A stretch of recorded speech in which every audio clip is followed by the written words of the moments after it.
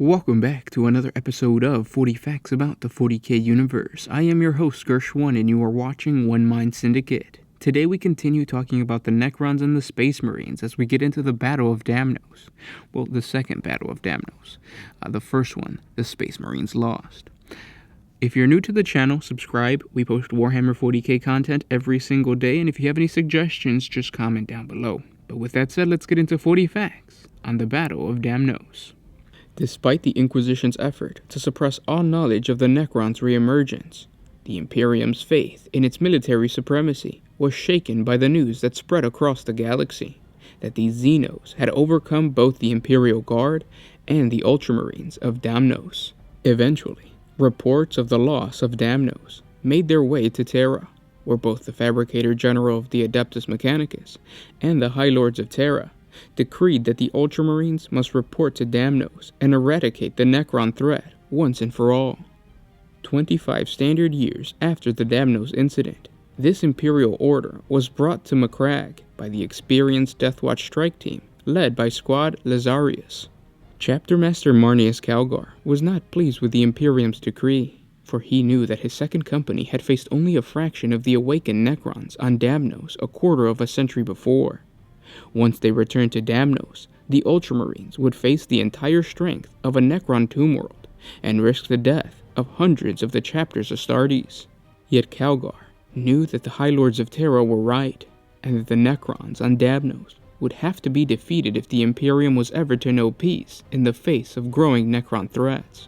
With the record of the Ultramarines stained by the actions on Damnos, it was their duty to banish the ghosts of the past. Upon hearing Calgar's announcement that the Ultramarines' 1st, 2nd, 3rd, 5th, and 6th companies, accompanied by the elements of the 10th, would return to reclaim Damnos for the Emperor, Cato Sicarius smiled for the first time in decades. It is said that during the preparation for the assault, Sicarius trained so hard that he fought with the fury of a man possessed, and even slept in the cage vault. Before the solar month was over, Calgar's armies and fleets had been assembled, and over 500 Space Marines stood ready for war. In addition, Sicarius was granted a vortex grenade by the Deathwatch Sergeant Imolus, who was rumored to be an old friend and former squad mate.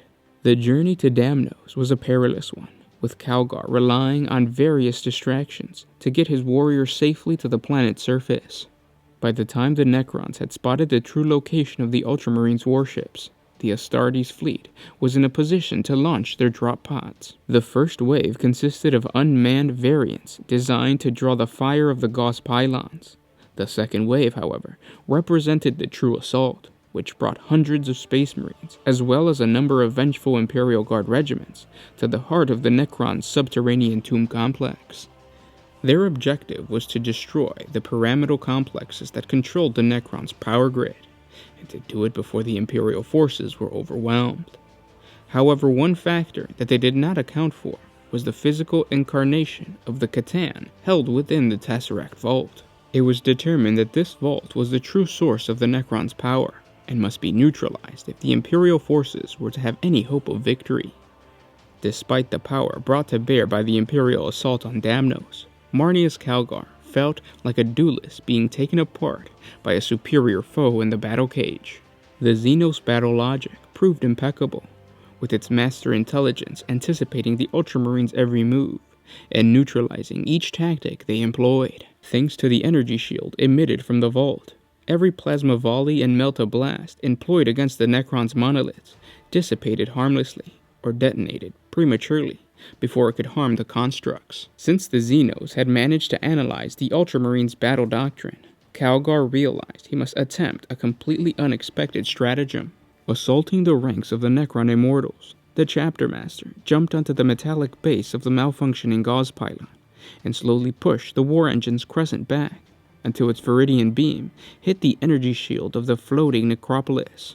With a blinding flash of light, the energy shield protecting the tomb complex collapsed, and the Tesseract Vault was broken wide open to reveal the enraged demigod imprisoned within. A giant cruciform of pure light rose above the Necron army, the remnants of the Catan's energy cage still crackling around it.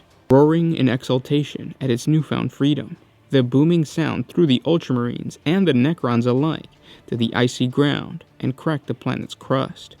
Its first victim would be the Necron overlord, the Undying, which the star god crushed with ease by transforming the earth around its metallic form into an oversized fist.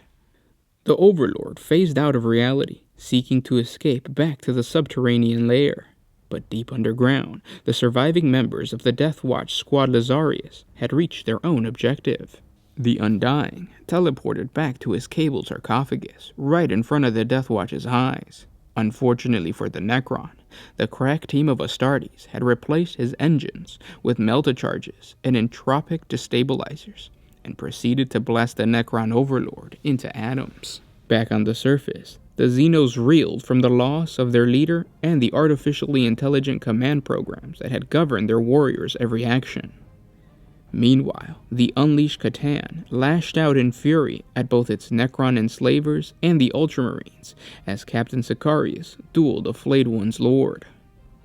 After ramming his power sword into the powerful Flayed One's torso, Sicarius summoned 25 years of anger and frustration into a final burst of strength. He unclipped the vortex grenade that had been given to him earlier and activated the weapon before throwing it at the enraged demigod hovering overhead. The grenade detonated and formed a spiral orb of nothingness as its unstoppable force sucked the Catan into the warp before collapsing and winking out of existence. Sicarius felt a great weight lift in that moment, as he realized both that he and the Ultramarines had been redeemed for their original failure on Damnos in the sight of the Emperor.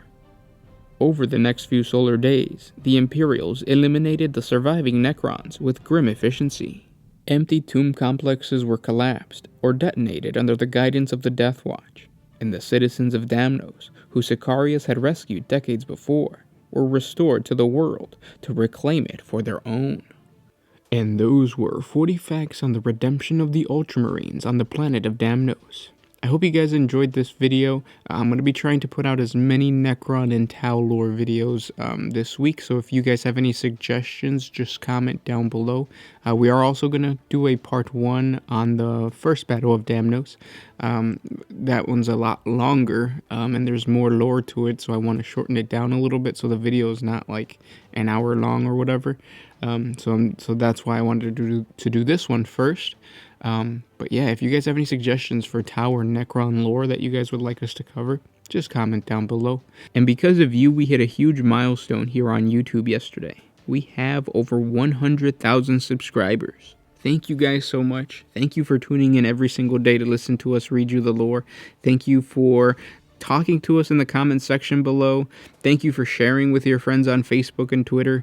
I'm pretty sure that hitting this 100,000 mark is something that YouTube is going to take notice of and is going to help spread the community that we're building because we love the Warhammer 40K lore. Reflecting on our 2 years of doing this, or I think it's over 2 years of doing this, it makes me feel good to think or to look and see that the videos with the highest views tend to be the ones that we create ourselves. So the horrible reality videos, the daily life videos, but it is through us reading the lore to you guys that we are able to understand the Warhammer 40K universe, and you guys enjoy our interpretation of the Warhammer 40K universe. So thank you guys so much for that. It really makes the stress of the upload schedule worth it. Sometimes we upload 3 times a day, and it's not easy. We have jobs, we have lives. We are pretty much everything that you do, we probably do. We have to go into work and 9 to 5, and it's horrible, it's stressful, and then on top of that, come home and upload a video for you guys. But it's worth it because of these situations where we hit milestones, when we put out theory videos. Your guys' interactions and your comments to our ideas are just awesome, and they're worth every single moment of stress that we have for uploading that video. So thank you guys for everything. And yeah, like I said, expect giveaways coming very soon. This weekend we want to pump out some horrible reality videos and daily life of who did I say? Well, it's a daily life video, but it's going to have a giveaway, so stay tuned. And, yeah, thanks for everything, guys, and I'll see you tomorrow. This was Gersh1 with One Mind Syndicate signing out.